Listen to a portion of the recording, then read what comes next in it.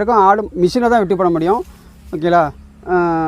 மற்றபடி இதில் வந்து சூப்பர் நேப்பியரோட 2 மடங்கு ஈல்டு வரும். சூப்பர் நேப்பியர் நீங்கள் இப்போ 10 சென்ட் போட்டிங்கன்னா 2 மாடு வளர்க்கலாம். இப்போ இது பாருங்கள், சூப்பர் நேப்பியர் எப்படி இருக்குது பாருங்கள், 4-5 கணம் இருக்கும் சுற்றளவு. ஓகேங்களா?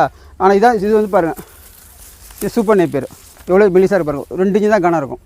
ஓகேங்களா?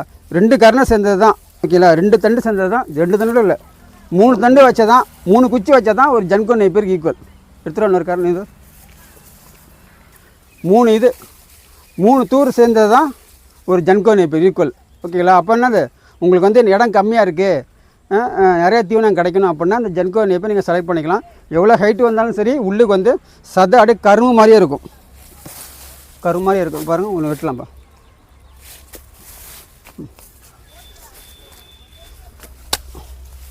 இப்படி இது ஜன்கோ நேப்பியர், இது சூப்பர் நேப்பியர். உள்ளுக்கு எப்படி இருக்குது பாருங்கள். ரெண்டுலேயும் ஒரு கரணை எடுத்துருக்கிறாரு. இல்லை, இது ஜன்கோ நேப்பியர் எப்படி இருக்குது பாருங்கள். இது வந்து சூப்பர் நேப்பியர். இல்லை, சதை கொஞ்சம் அதிகமாக இருக்குது. சதை அதிகமாக இருக்கும். இது பாருங்கள், இப்போ நான் சாப்பிட்டு காமிக்கிறேன். இப்படி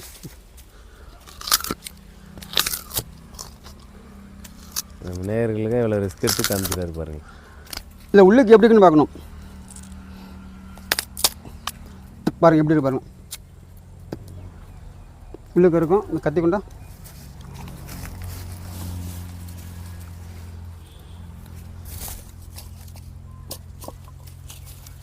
எப்படி இருக்கு பாருங்கள் உள்ளுக்கு அருமையாக. ஸோ இவ்வளோ ஹைட்டு வந்திருக்குது.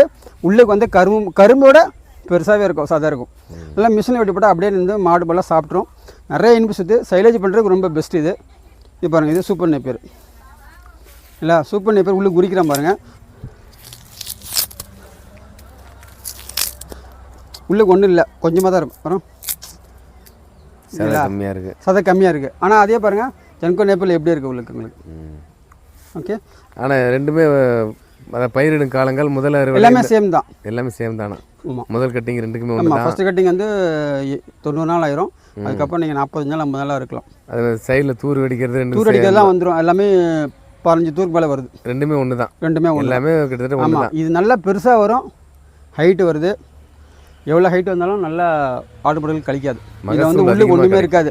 நீங்கள் இதை மிஷினில் வெட்டி போட்டிங்கன்னா என்ன இருக்கும், இந்த இது மட்டும் தான் இருக்கும். இதில் மிஷினில் இருக்கும் போது மேலேக்க தண்டு தான் இருக்கும், உள்ளுக்கு சதை அதிகமாக இருக்குது. வளர ஆனால் இதில் வளர சதையும் அப்படியே தான் இருக்கும், கரும்பு மாதிரியே.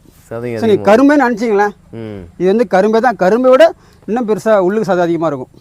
அப்போ நீங்களே திங்க் பண்ணி பார்த்துங்க எப்படி இருக்குன்ட்டு. உள்ளுக்கு எதை விவசாயம் சாம்பிள் நாங்கள் தரோம். மினிமம் 10 கரணை இப்போ நாங்கள் தரோம். நீங்கள் வந்து சாம்பிள் போட்டு பாருங்கள், சோனா இருக்கானா.